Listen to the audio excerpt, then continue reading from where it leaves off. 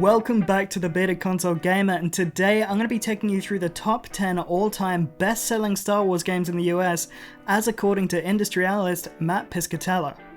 We'll be getting into that list in full and discussing what it means for future games that'll be set in a galaxy far, far away. But first, as an aperitif, here are a few brand new fresh IPs that I've been cooking up to pitch ever since I found out that the exclusivity deal between Disney and EA was going to lapse in 2023.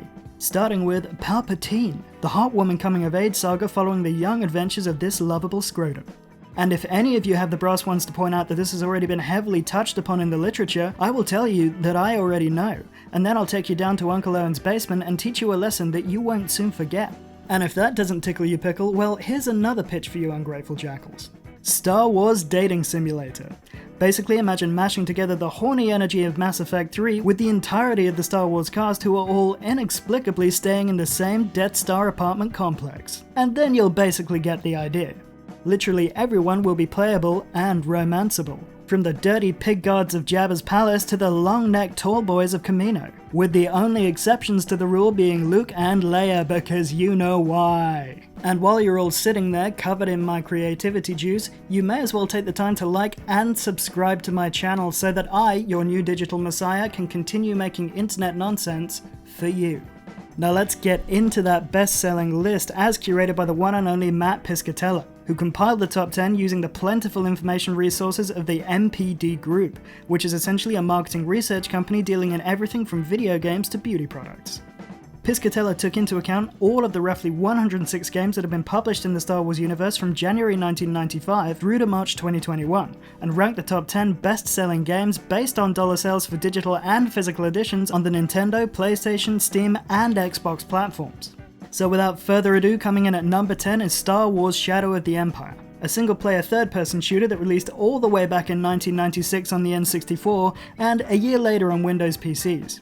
It had you take control of Dash Rendor, the mercenary who was tasked with visiting various locales of the Star Wars universe, such as Mos Eisley and the ice planet Hoth, as he attempted to protect Luke and rescue Leia from the clutches of game antagonist Prince Xizor? Xizor? Xizor. And fun fact, if you feel like trying that game right now, you can pick it up in a Steam sale for £1 English and 67 of the Queen's pennies. Coming in at number 9 is 2004's Star Wars Battlefront. This superb multiplayer game was well received by critics and fans alike, and to this day it's one of my favourite OG multiplayer games ever. I poured a ridiculous amount of time into this bad boy, and it set a high standard for all of the Battlefront titles that would inevitably follow. Next up at number 8 we've got LEGO Star Wars, and at 7 we've got the LEGO Star Wars 2, the original trilogy. Now, there's little to be said about the Star Wars LEGO sagas other than it takes Star Wars, a beloved franchise, and LEGO, a beloved children's/adults toy, and puts them together, creating a charming and at times hilarious high-quality video game series. At 6 is 2005 Star Wars Battlefront 2, which built on the success of its brother by fleshing out the single-player and multiplayer elements of the game, while finally adding Force users and starfighters to the mix. And at 5 we have The Force Unleashed, which takes place between Episode 3 Revenge of the Sith and Episode 4 A New Hope, and sees you explore the events bridging the movies through the eyes of Starkiller, Darth Vader's extravagantly named apprentice. Next up at 4 we have the LEGO Star Wars Complete Saga, which, just as it sounds, was a combination of the two LEGO Star Wars games listed above, repackaged into a single handy edition.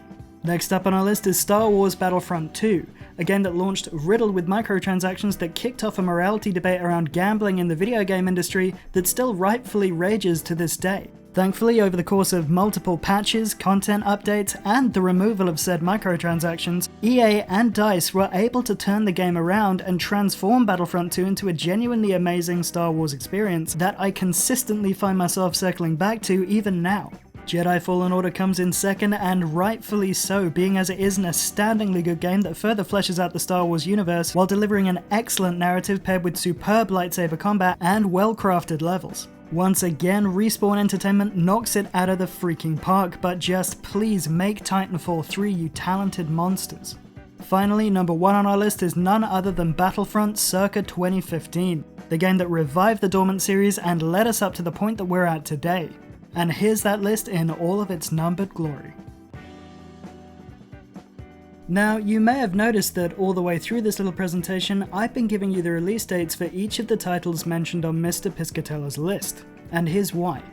The top 3 best-selling Star Wars games of all time, and I reiterate that that is out of a list of over 100, have all come out since 2015. That's a great omen for Star Wars games moving forward, as it shows that all of these IPs have momentum to continue growing. And you've got to assume that industry leaders are also seeing these trends and that it's going to prompt them to invest even more heavily in Star Wars, and maybe even to take some risks when finding their own way to deliver a unique but authentic Star Wars experience. And there's also a pretty decent chance that this list is going to look massively different a couple of years after the EA exclusivity deal lapses in 2023. At that point, we're going to see a ton of studios vying for the right to use the Star Wars IP in all kinds of different genres and ways. And let's not forget that the sequel to Respawn Entertainment's Jedi Fallen Order is also in production. And it's sure to secure a rank pretty high on this list whenever it releases, but it's hopefully going to come out in the second half of 2022 or early on in 2023 if there are a lot of delays.